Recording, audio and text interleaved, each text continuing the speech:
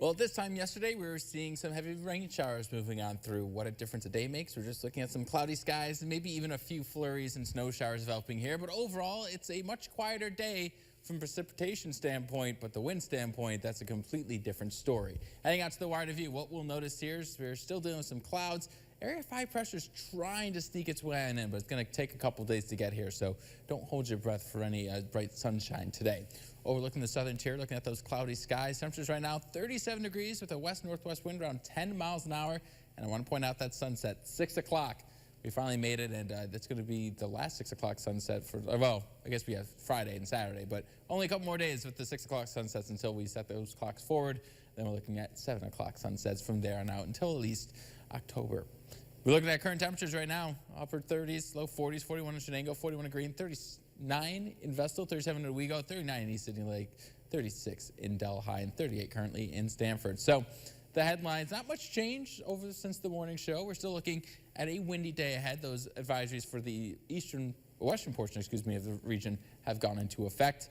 We're also still going to be dealing with some cooler temperatures as we head into Saturday. I'm looking at temperatures near freezing by Saturday for the highs. But fear not, we are still looking at a major warm-up as we head on into next week. And we are still watching the area waterways here, but the good news is not looking at any significant flooding.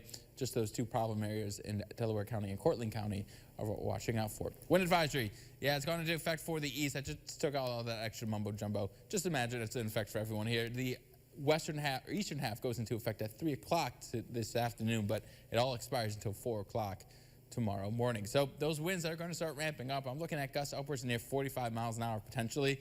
This mile's a bit more generous, giving us maybe gusts upwards near 30 to 35. But there's going to be a very windy overnight period. And as we head towards our Friday, you'll notice those winds start to pick up once again. No wind advisory has been set in stone for Friday afternoon into the evening time. Would not be shocked, though, if they do extend the wind advisory or just issue a plain out new one here. We'll keep you up to date, but you'll notice those winds remain on the breezy side heading into Friday evening. So taking a look at future track, we are looking at a few isolated light snow showers developing here, and we're not looking at much in the way of accumulation, maybe less than an inch for a lot of people here, just a quick dusting. And as we head on into the day on Friday, we're going to notice some clouds early on, but then we're going to start seeing some sunshine appear in the region as that Area 5 pressure you noticed off to the west earlier now has moved on in, giving us some nice conditions. However, with the gusty winds, the more sunshine we get, the more likely it is we could see even higher wind gusts as that sun kind of mixes up the lower part of our atmosphere, which can cause more issues when it comes to the wind.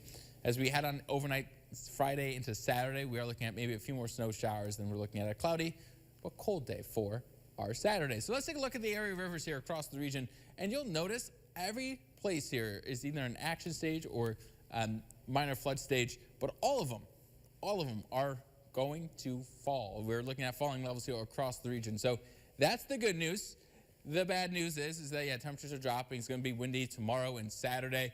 But look at those temperatures as we head on into next week. We're looking at 40 on Sunday, 46 on Monday, and then Tuesday and Wednesday will be the first time this year in 2025 we could potentially hit 60 degrees, and we'll be looking at some sunshine. So the rough stretch of weather is almost over. We're looking at some spring-like conditions heading into next week. I feel like